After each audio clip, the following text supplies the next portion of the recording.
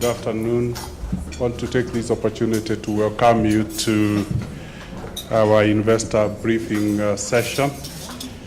And without much ado, we'll try and go through a couple of slides. It has been 2 years since we changed our strategy towards resilience during difficult times. And difficult times were broadly interest capping and microeconomic headwinds. So today we'll see the consolidation of that strategy and repositioning of the organization. So basically that is what we'll see more. I think the microeconomic environment, the data is readily available. We are seeing easing of the macroeconomic headwinds. We are seeing more microeconomic stability. We are seeing easing of the operating environment. So in a nutshell, very positive indicators. Globally, we also see supportive trends with the capital flows tending to favor the East African region. The region we are operating is expected, hopefully, to hold up to about 6% GDP growth rate, and that really provides a huge enabling environment, and particularly political stability across the region that then allows the economic focus in the region to create significant opportunities, while infrastructure investment, in whichever form, again, reduces the cost of doing business and at the same time create a more enabling environment. And of course, in terms of the headwinds, we talked about the interest capping, the new ruling that seems to indicate that you can't legislate against the freedom of contracting, seems to bring an impression of an eminent head of that, which again eases the, and consequently that's why we looked at this from a consolidation. What will be the benefit of what we have been doing for the last 2 years? And of course, the confirmation that there will be no interest increase rates in the US again tends to, and the trend that we have seen where the RIBOR has come down down now to 2.69 seems to reverse the trend of US crowding out the developing world in terms of economic opportunities. So we see ourselves sitting well, and the question is, how is the business ready for that opportunity? It was 2 difficult years, but it appears we are seeing the end of that. In terms of the strength of the bank, I think where we have done well is strengthening the governance structure. As we can all see, the corporate office has really become now significant because of the size of the subsidiaries. So there is adequate oversight now, there is significant competence, and we see the subsidiaries now properly aligned to deliver on the purpose of the bank. Just as a recap, these are the areas of focus that we used to remodel the business. We wanted a business that is very strong in terms of quality of incomes. So we focused on non-funded. We didn't want to grow back through provisions. And as a result, we felt Treasury, given our size, had to become a key department. And we shall see the efficiency. And James Motuko, if you are in the house, James, where are you? That team has done incredibly well than we had tasked them to do, and have helped to get the results. I think in terms of regional diversification, geographical diversification, We see that the subsidiaries now of age, and the board, holding board in its wisdom, decided now to designate Mary to look at those subsidiaries. Again, giving focus to an area that we have seen as raised be. And we wanted, at the tail end of the turbulence we were seeing, we wanted the balance sheet of the bank to be very agile and ready for the opportunities that will be released by really opening the valve that has been holding us for 2 years. So we'll quickly scan over that. And of course, reinventing ourselves through innovation and digitization, we'll see the impact and what is likely to reposition the business. And of course, we didn't want to do innovation and digitization for the sake of it. The ultimate objective was extracting efficiencies and cost optimization. And we see how that has played out. And then, of course, we wanted to strengthen the capability of the bank to maintain or to grant and maintain a high-quality asset portfolio.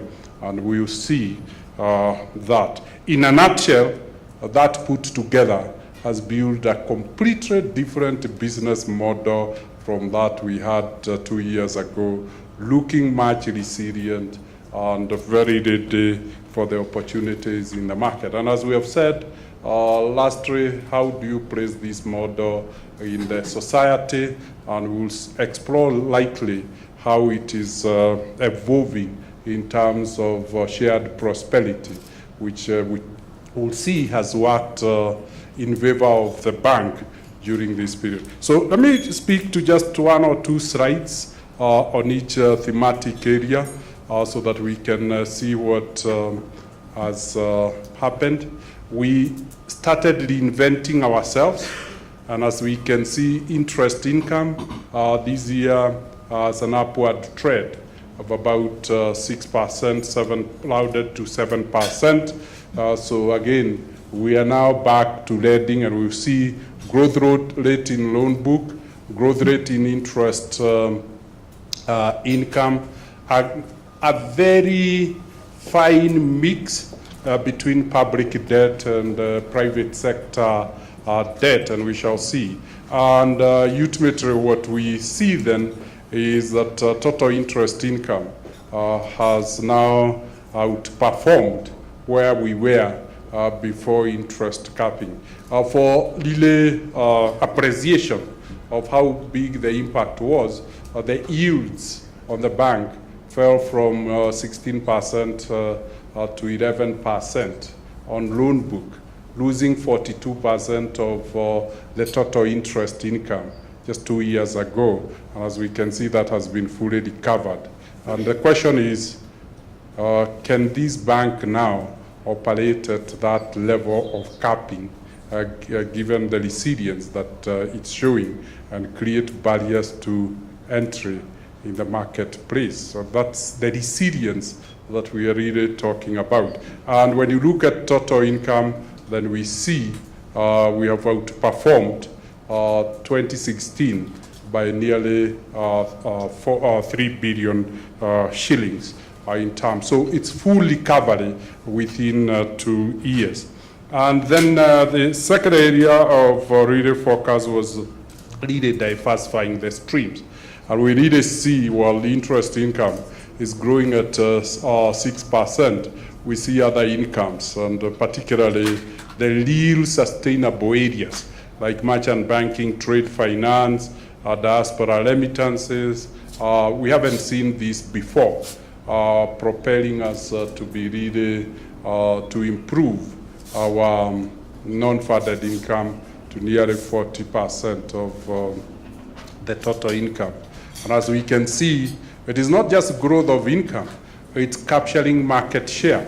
In a country with 43 banks, we see we have 42% of all Visa merchant banking business.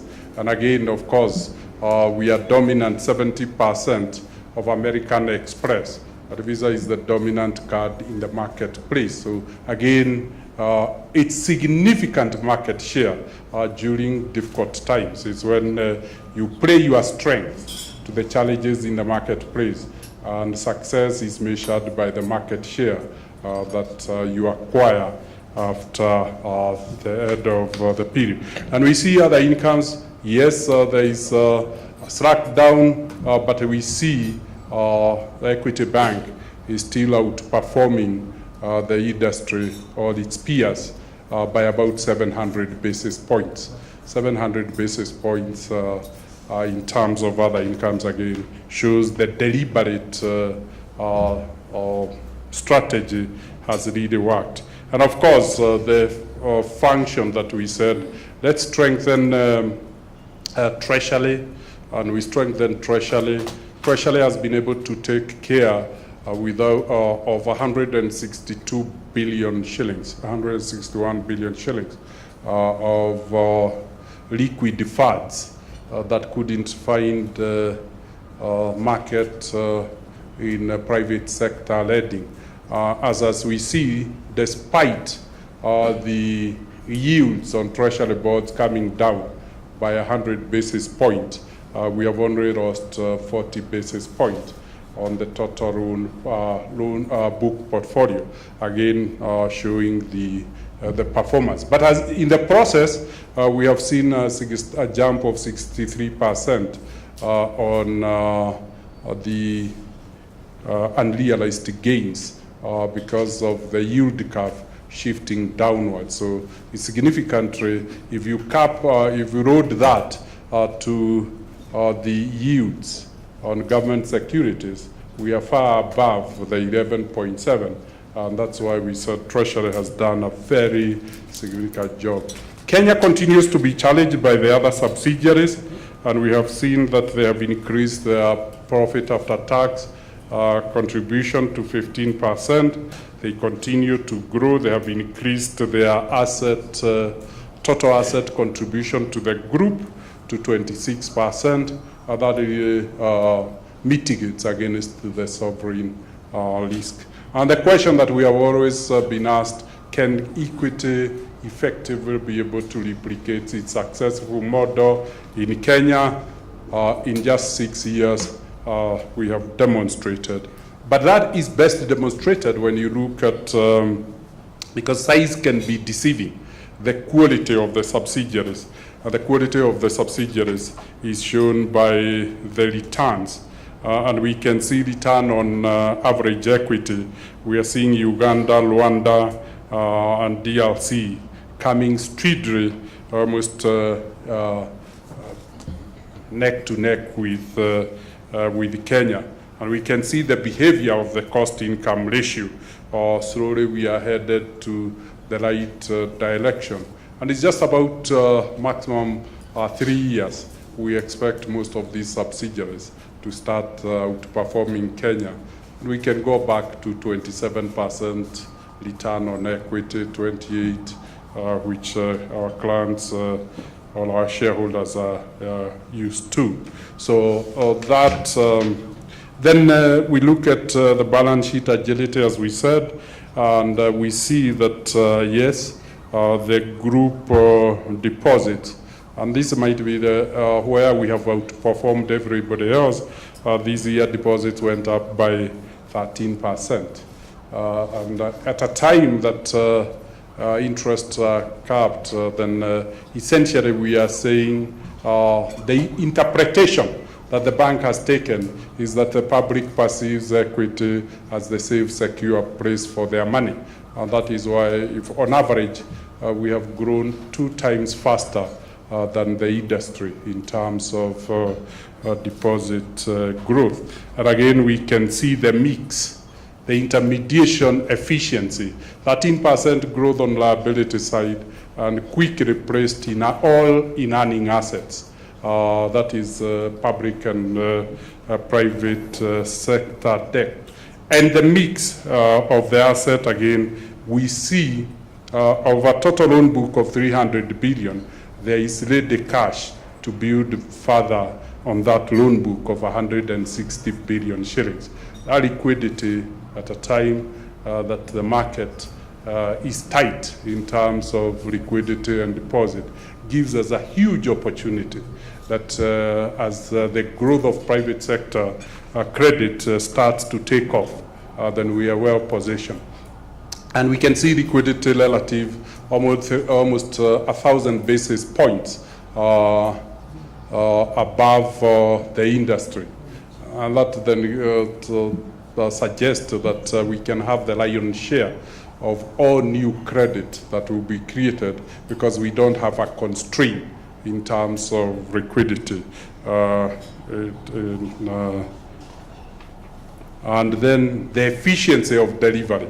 And these, maybe when we talk about digitization, it is very well reflected by the channels. We see where the banks and the ATMs are, where the agents, where the now the revolutionary mobile app and SDK. And smartphones and feature phones combined together are doing maybe 6 times more transactions than all the other channels put together, delivering convenience that we have never been able to give to our customers before. Convenience that compresses geography and time. The customer can do their banking wherever they are, whatever time they intend to do. And we see quickly the disproportionate growth. 3-4 years ago, we only had merchants doing business. We added agency, we added Equitel, and recently, then we added the mobile apps. And we can see the real performance. While Easy App and Equitel are visible for individual account holders, corporate businesses have opted for EasyBiz. EasyBiz is corporate liquidity and cash management internet-based system. And we have seen the challenge that we were able to outsource the most of the cash deposits and withdrawals from individual clients. We seem now to have been able to outsource the management of cash and liquidity to the corporates using their finance department. And that essentially is removing cash, the most expensive item to handle from the whole system. And we shall see how the introduction of payment out there. And we see then earlier the fintech capability, how it has played the EasyPay, and we see in terms of payments, again, a disproportionate market share, all driven by the fintech capability that the bank has. The same with remittances. Remittances really taking a significant market share, moving from 36 billion Kenya shillings of remittances last year, but to 107, and hopefully this year surpassing 200 billion in diaspora remittances processing, simply because of fintech capability. Fintech capability differentiates us with everybody else in the market, delivers convenience and ease that nobody else has. And so you could easily crowd out the actors in the marketplace. And that has not played only on the operational side, but we also see how it is playing year on year. If you try to track the movement of mobile, last year they processed 72% of cash transaction. This last year, 77, and we expect to move on, growing that space because people are becoming familiar with that space. And in terms of even absolute volume handled, we see the total handling has come down from 57 to 52 in terms of quantity of our value of money. Again, suggesting people are trusting digital channels for higher volume or higher transactions. And in appreciation of the law that we have seen innovation and digitization helping the group, particularly in efficiency pursuit, we have now decided to devote FinServ as a dedicated fintech needed to help the bank needed compete with the fintechs.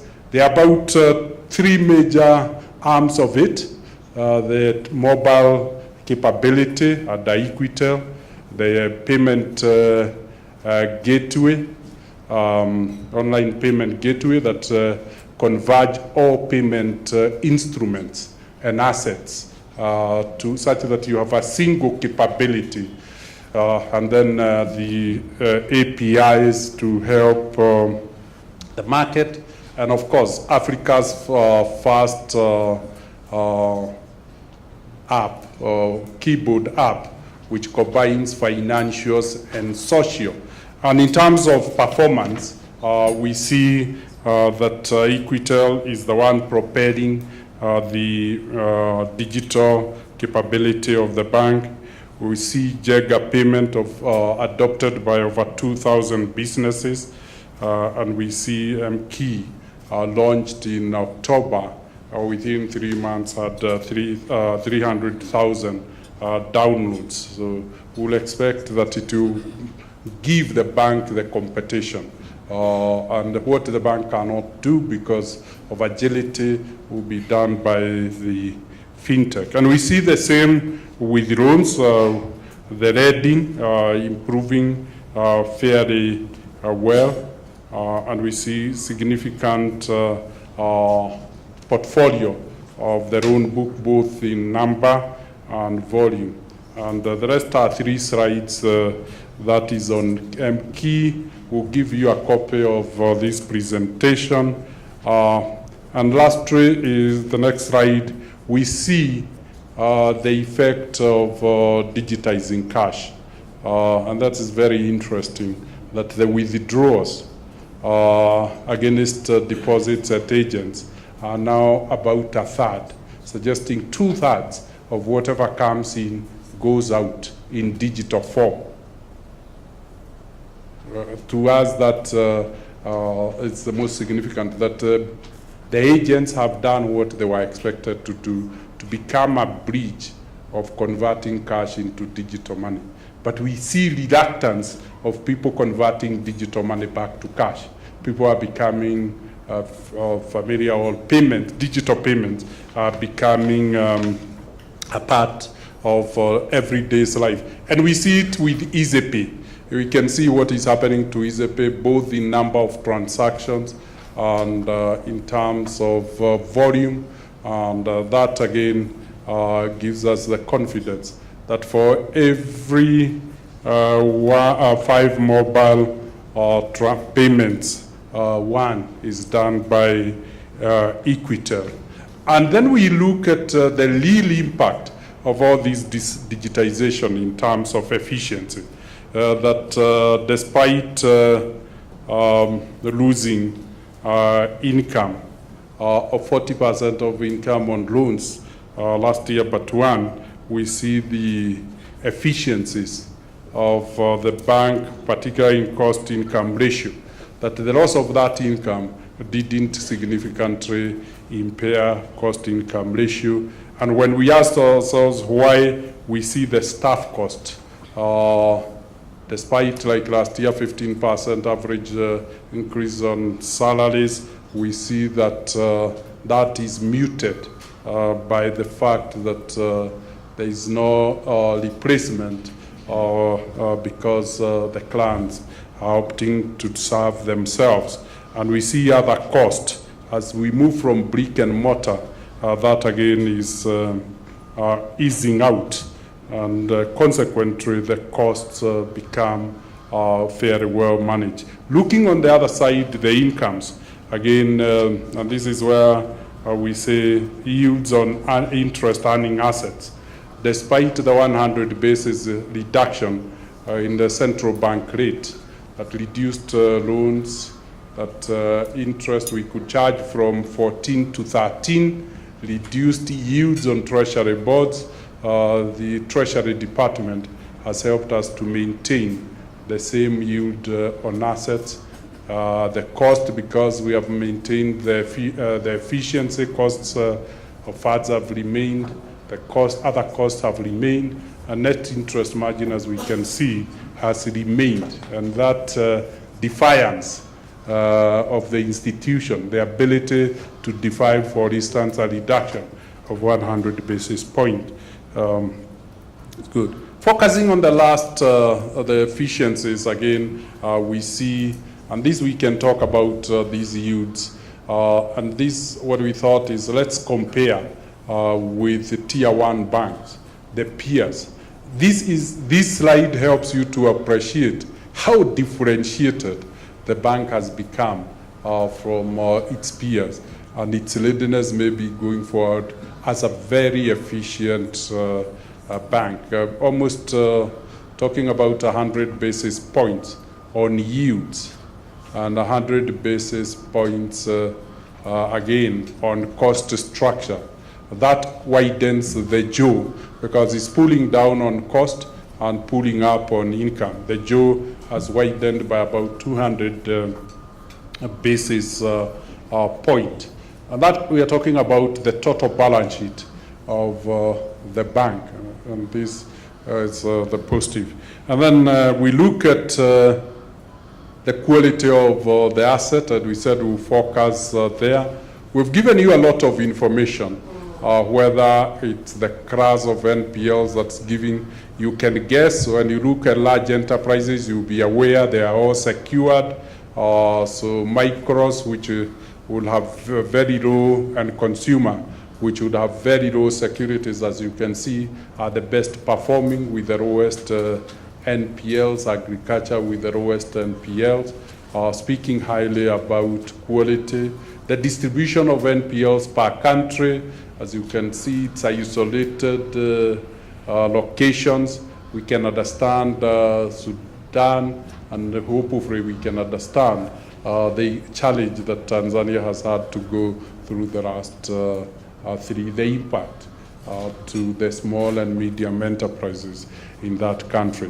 We've worked very hard to see to it that to the tail end, we have fully taken the risk of the headwinds.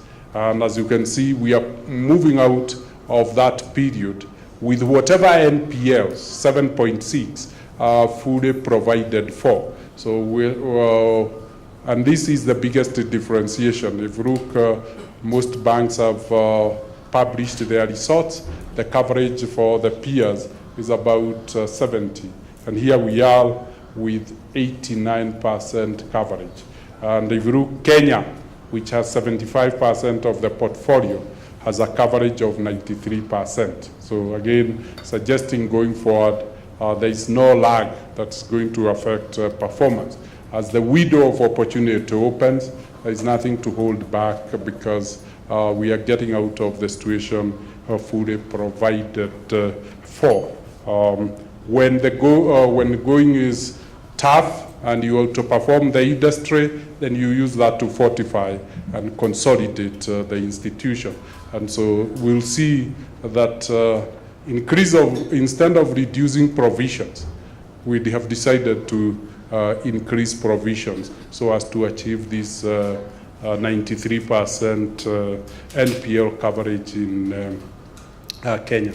And we can see the asset distribution, which will be great interest. Kenya, as we said, 75, with an NPL coverage of 93.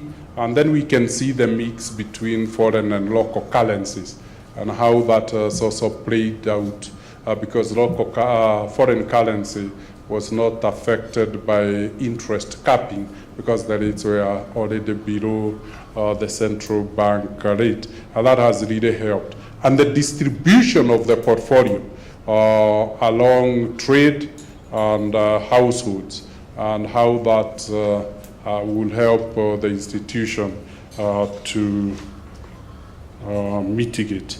And lastly is sharing with the society, shared prosperity. and we see continuous investment, 35 billion shillings spent on our programs. We are very appreciative of the partnerships we have got from MasterCard Foundation, KFW, USAID, DFID, and others along the way to help us build these massive, high-impact programs that shows now per program. I was amazed the other day when a friend of mine pointed to the 1.7 youth who have gone through a 13-week financial literacy to prepare them for financial opportunities. And he said that is more than 20% of the youth of Kenya that has been trained by one single institution.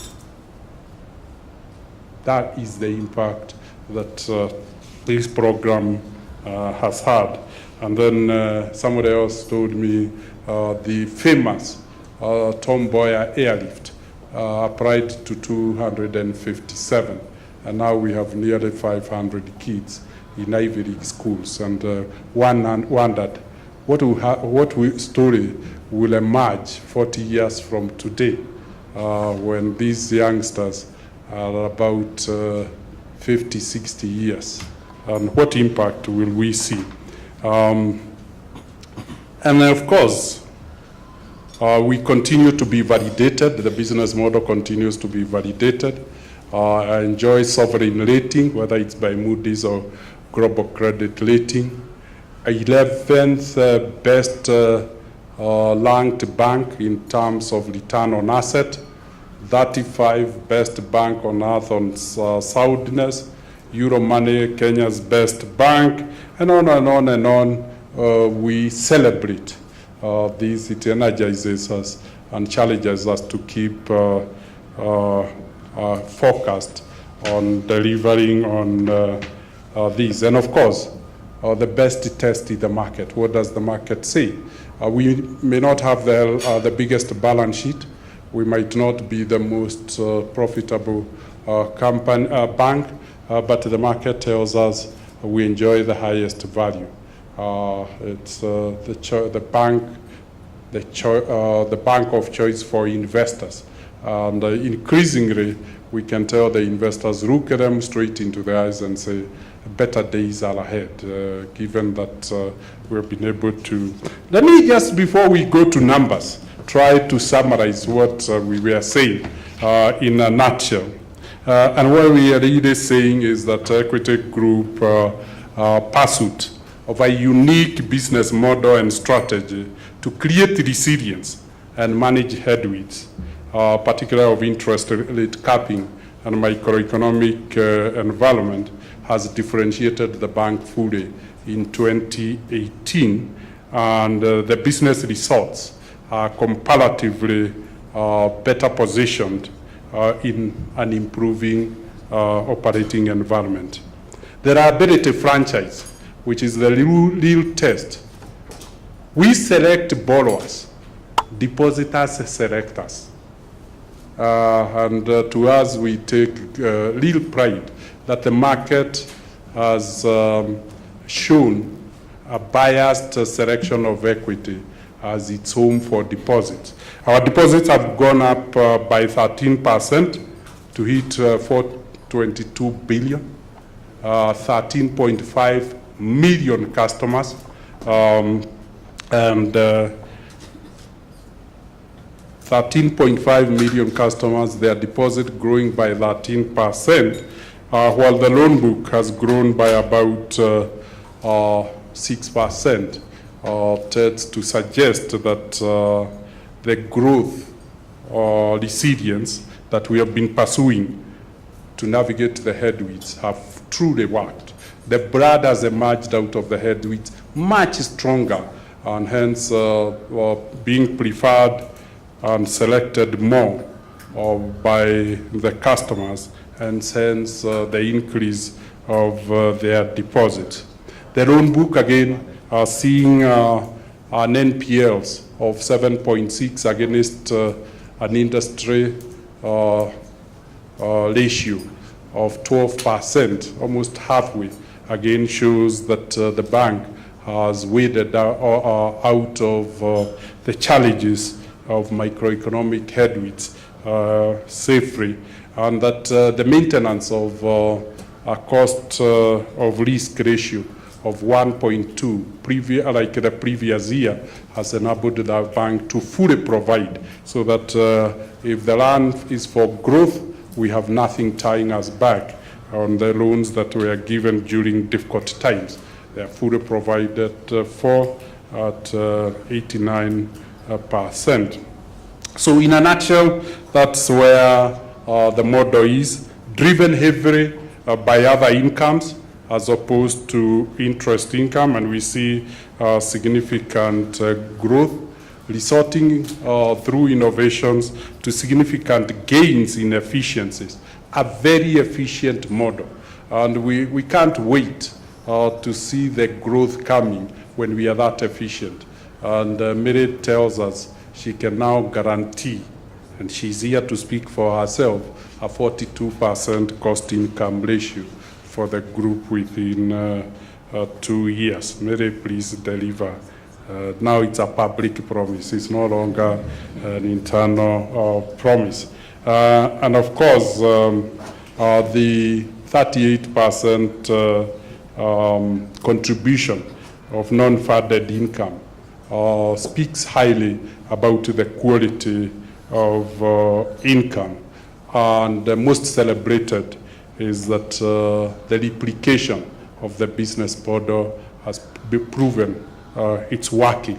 All that we need to do, the ratios are almost the same as Kenya, is now to grow the subsidiaries in size, and greater focus on the fintech has done great, and hopefully that will continue. And so if we go to the numbers that we have produced, as we have seen, the balance sheet has grown by 9%, driven by 13% growth in deposit. As you can see, it's a single driver, is the customers' vote of confidence that have drawn the bank. And that has quickly been passed at 6% growth on loans coming from cash, and of course the government securities are holding what the market is not able to absorb.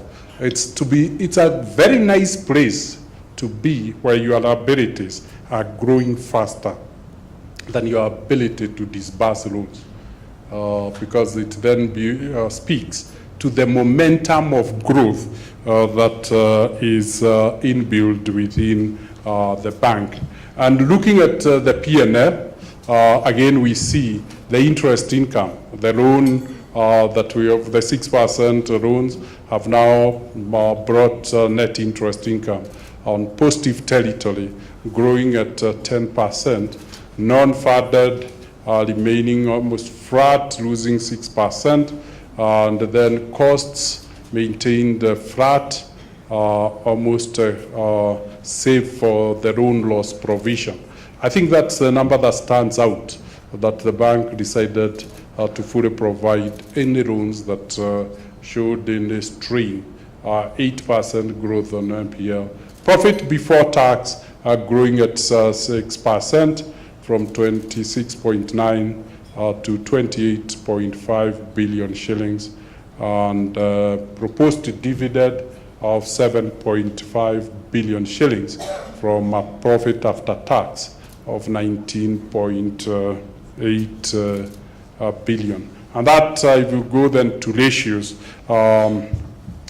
you see the return on equity means at 21.1, return on asset at 3.6, and breaking down in the statutory ratios, you see full compliance with the capital ratios, and literally cost-income ratio moving to the right direction, almost in every aspect. There is nothing that worries us a little bit except loan deposit ratio, which you have said has come down from 75 to 70 because deposits are growing pretty fast.